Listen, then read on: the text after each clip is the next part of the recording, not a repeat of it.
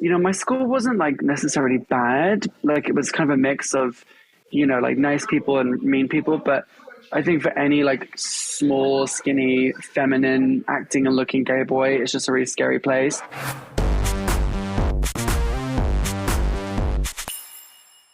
Hey guys, it's Travis Cronin, Entertainment Director at Us Weekly, and you're watching Drag Us Weekly, the show where we drag the truths, the wants, the wishes, the fears, just, the happiness out of your favorite drag queens. And today we are joined by no one's number two, my number one, the dancing queen herself, Lady Camden. Welcome. Hello. Thank you for having me, Travis. I'm sorry that I look crazy right now, but you're just getting a real inside scoop as to what really happens. Great. This is some BTS. Is that a weave hanging up behind you on the coat rack? I hope it's just a ratty ponytail that's seen better days. No, it's my little ginger spice. She's drying. She's getting nice and braided, and she's just drying. Yeah, she's got the night off tonight. Oh, great. Yeah. Well, I have to start. You had such an incredible run on the show, and you were a standout to true fans from the beginning. But you had that arc that everyone wants, where you're like, okay, I'm good, and then towards the end, you're amazing. How did that feel going through it? It felt like a bit of a release, honestly, because it wasn't intentional. Like I wasn't that smart to have to create that arc myself, but I think I just was like, I was so nervous, like going into it. I was so like tentative, and I just didn't know if people would like me. I was worried about, all of that stuff that most people would be worried about. And then I think, I just sort of got a bit like, kind of like not sick of being safe, but I was like, okay, well, the feedback that I'm receiving is that they don't really want you to just sort of like do well. They want you to like show who you are and like have fun and like do stuff, like really make an impact and not just kind of float by. Yeah. Which is advice that I would give to any drag queen that ever wants to like be on Drag Race. It's like they've seen everything, they just want to see you be yourself and have fun. Mm-hmm. Everyone else is already taken, so just do what you can do well. That. Everyone else is already taken. I'm going to use that. They are great. And other than your amazing Freddie Mercury moment, which the world can't stop talking about, and bless it for it, because it'll just pop into my head all day. What were your favorite moments where you were just so proud of yourself watching the season back? I would say like any moment that I just like let go and just stopped caring too much about what people would think were moments that I was the most proud of, because that's not really in my nature to do that. I've always been very like, ballerina wants to do well, wants to just like fit in or whatever. And so I think moments where I just stopped giving a fuck, I'm proud of, I think, or moments that have fun stuff too. I think it's so easy to stop having fun because you're in front of like 12 cameras at once and Ru and the entire world, every single gay person in the world, with an opinion.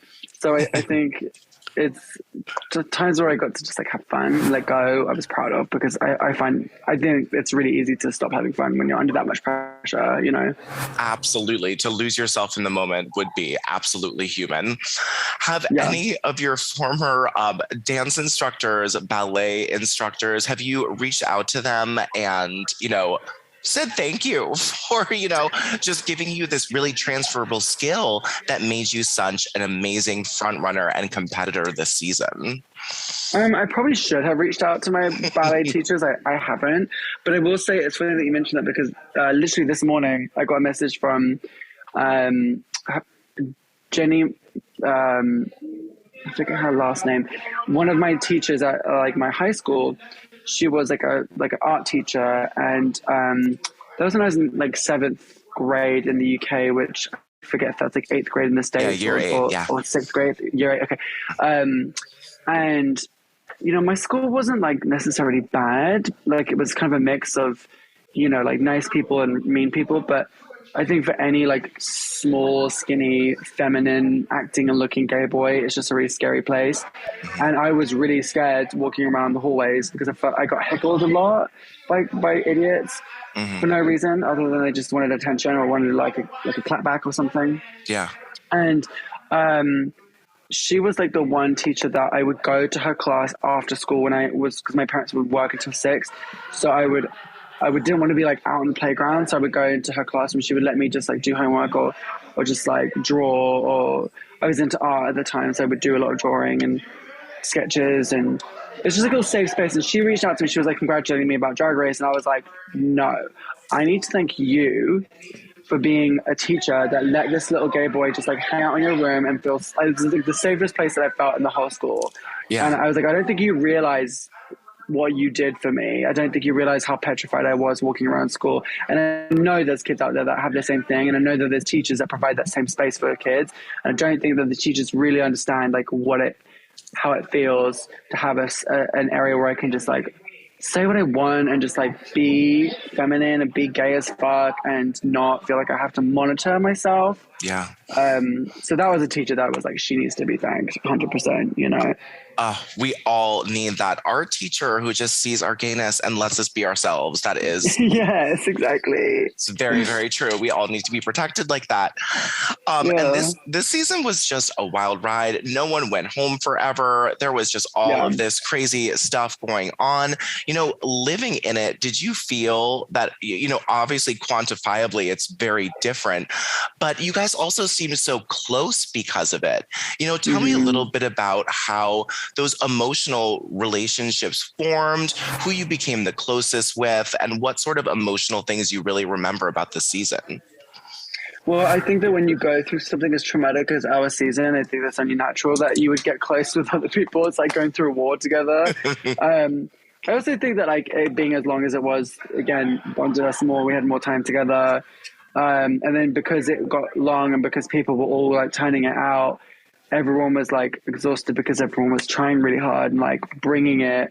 So, yeah, I think it was just like a hard experience, which is why we kind of bonded. And I think I got really close with Angie for sure, because she just made me feel very like comfortable. And I think that as someone that I was shy, she was like pulling it out of me, which was really helpful, honestly. And I was already close with Deja just because I knew her and I felt like she was like a safe person to go to, someone that you know. I feel like Bosco and I had a funny relationship because we fought and we really clashed in that moment. And then I think because of it, I think we both felt a bit shitty and like wanted to sort of make it up to each other or something. And so we kind of weirdly got closer in a different way. Like in the last episode, I remember she looked at me and she was just like, bitch, we made it to the finale. And it was like that moment that it really sank in. And I think that because we've gone through this weird awkwardness, and it was so awkward, I feel like it was, that it helped us actually kind of be like, hey, we're cool, right? You know what I mean? And then I think we chatted a lot after the season too, just to check in on each other. I think to like establish that we were cool, because I think we just felt weird about it. Yeah. Great. How grown up of you. That's fantastic. Look at us being grown ups, kind of. You know, that's as about as grown up as I get, though. Well, you know, as much as you can, wearing a wig and heels every day.